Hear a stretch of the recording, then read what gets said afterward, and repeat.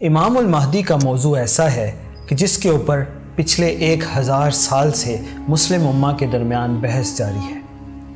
آج کی اس ویڈیو میں ہم آپ کو امام المہدی کے بارے میں 5 اہم ترین حقائق بتائیں گے جو صحیح احادیث سے ہمیں پتہ چلتے ہیں۔ مثلاً امام المہدی کی والدہ کا کیا نام ہوگا؟ امام المہدی پیدا کہاں ہوں گے؟ کیا امام المہدی عربی بولیں گے؟ اور کیا امام المہدی پاکستان کا رخ کر سکتے ہیں یا نہیں؟ اور سب سے بڑھ کر کہ امام المہدی کے آنے میں کتنا وقت باقی ہے۔ فیکٹ نمبر 1،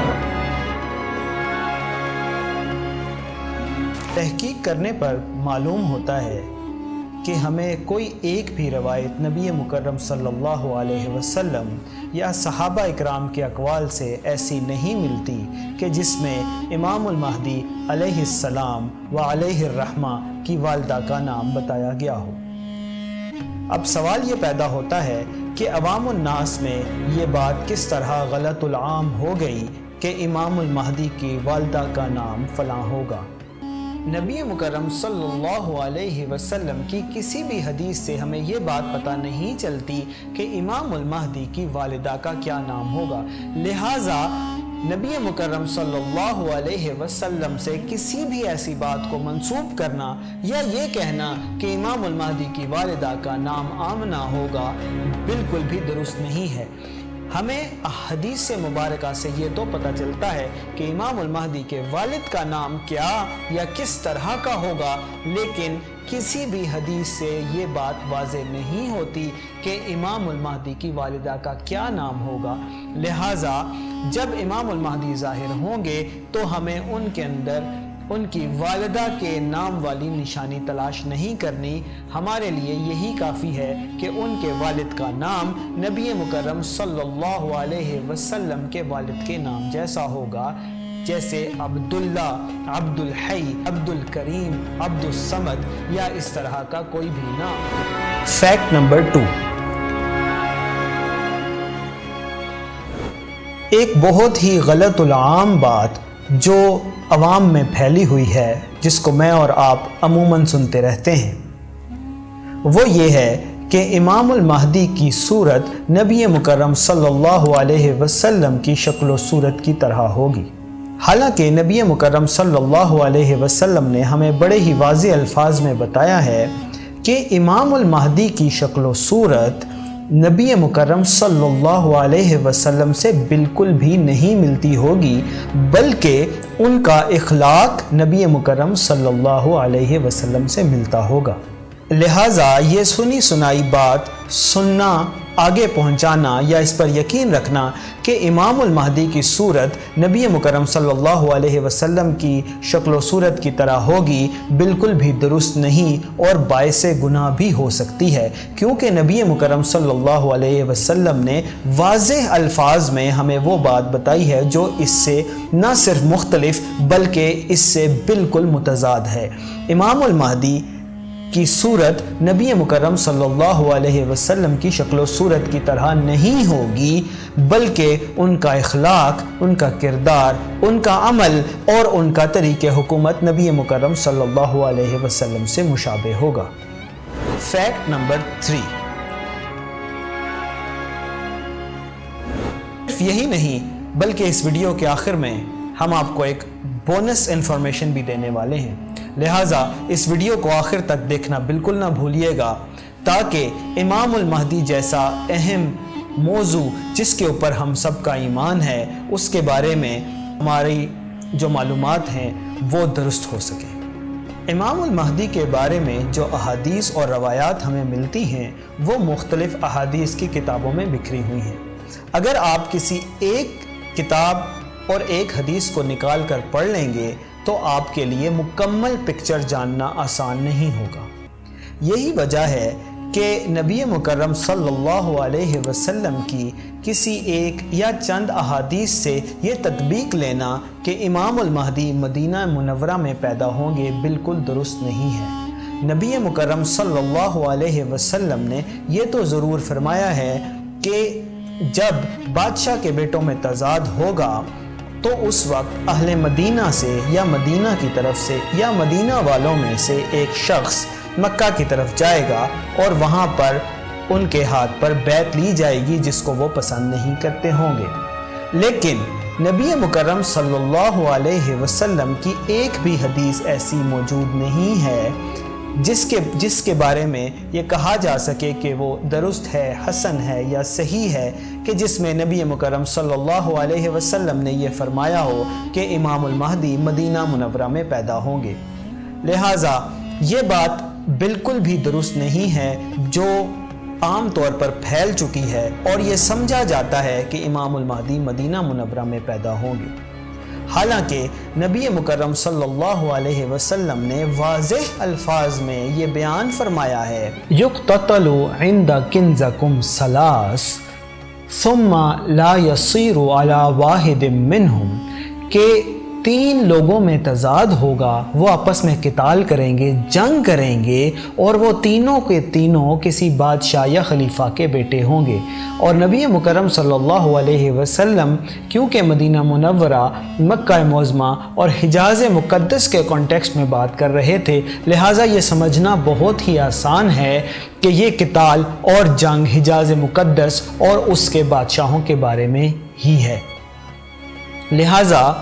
جب یہ ہوگا تو ثم تطلع رایات السود من قبل المشرق، پھر مشرق کی جانب سے کالے نشان ابھریں گے، کالے جھنڈے آئیں گے، اور آپ صلی اللہ علیہ وسلم نے مزید فرمایا کہ فبایعوہ ولو حبوا علی الثلج، کہ اگر تمہیں برف کے اوپر بھی گھسٹ کر جانا پڑے تو جانا اور ان کے ہاتھ پر بیعت کرنا، کیونکہ فَإِنَّهُ خلیفۃ اللہ المہدی، کیونکہ وہ فوج امام المہدی علیہ الرحمہ خود لے کر آ رہے ہوں گے۔ فیکٹ نمبر 4، یہ بہت ہی بدقسمتی کی بات ہے کہ ہم کسی بھی سنی سنائی بات کے اوپر بغیر تحقیق کیے یا بغیر کسی صاحب علم سے پوچھے یقین کر لیتے ہیں۔ یہی وجہ ہے کہ ذاکر نائک کے ایک پروگرام کی ویڈیو وائرل ہونے کے بعد عوام الناس میں یہ مشہور ہو چکا ہے کہ امام المہدی عربی زبان بولیں گے، حالانکہ اس کی کوئی روایت نہ کسی حدیث میں، نہ کسی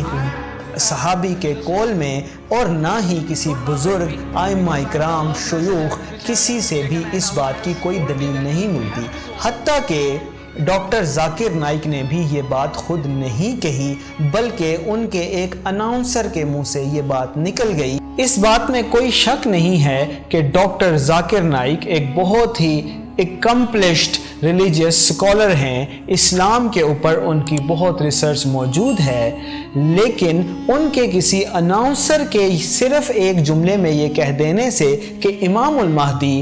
عربی زبان بولیں گے، یہ بات ثابت نہیں ہو جاتی کہ امام المہدی کو عربی ہی بولنی ہوگی۔ لہٰذا تحقیق سے یہ بات ثابت ہوتی ہے کہ نبی مکرم صلی اللہ علیہ وسلم کی کوئی ایک بھی ایسی حدیث موجود نہیں ہے کہ جس میں یہ کہا گیا ہو کہ امام المہدی عربی بولیں گے یا عرب میں پیدا ہوں گے۔ امام المہدی جس طرح مشرق کی کسی زرزمین میں پیدا ہوں گے، اسی طرح امام المہدی عربی زبان کے علاوہ اپنے علاقے یا وطن جہاں پر وہ پیدا ہوں گے وہاں کی زبان یقیناً بول سکتے ہیں۔ لہٰذا امام المہدی نبی مکرم صلی اللہ علیہ وسلم کی اولاد میں سے ضرور ہوں گے، لیکن وہ اولاد دنیا کے کسی بھی خطے سے آ سکتی ہے، دنیا کے کسی بھی خطے میں پروان چڑھ سکتی ہے، لہٰذا یہ ضروری نہیں ہے کہ امام المہدی عربی بولے۔ فیکٹ نمبر 5، نبی مکرم صلی اللہ علیہ وسلم کا ارشاد ہے کہ ثم تطلع رایات السود من قبل المشرق فبایعوہ ولو حبوا علی الثلج فإنہ خلیفۃ اللہ المہدی، کہ مشرق کی جانب سے کالے جھنڈے نکلیں گے، کالے نشان ابھریں گے، طلوع ہوں گے، اور مسلمانوں کے اوپر ان کے ہاتھ پر بیعت کرنا فرض ہوگا، واجب ہوگا، کیونکہ وہ नबी मुकर्रम सल्लल्लाहु अलैहि वसल्लम की हदीस के मुताबिक, आप सल्लल्लाहु अलैहि वसल्लम के हुक्म के मुताबिक, आप सल्लल्लाहु अलैहि वसल्लम की पेशनगोई के मुताबिक इमामुल महदी की फ़ौज होगी जिसकी क़ियादत इमामुल महदी खुद कर रहे हैं। लिहाजा दुनिया के मुख्तलिफ हिस्सों में कुछ तंजीमें नबी मुकर्रम सल्लल्लाहु अलैहि वसल्लम की इस पेशनगोई को नाऊज़ु बिल्लाह हाईजैक करने की नाकाम कोशिश कर रही हैं। हमें ये बात अच्छी तरह समझ लेनी चाहिए कि इनमें से कोई भी ऑर्गेनाइजेशन इस बात को नहीं समझ सकी कि नबी मुकर्रम सल्लल्लाहु अलैहि वसल्लम का असल आलम कैसा था।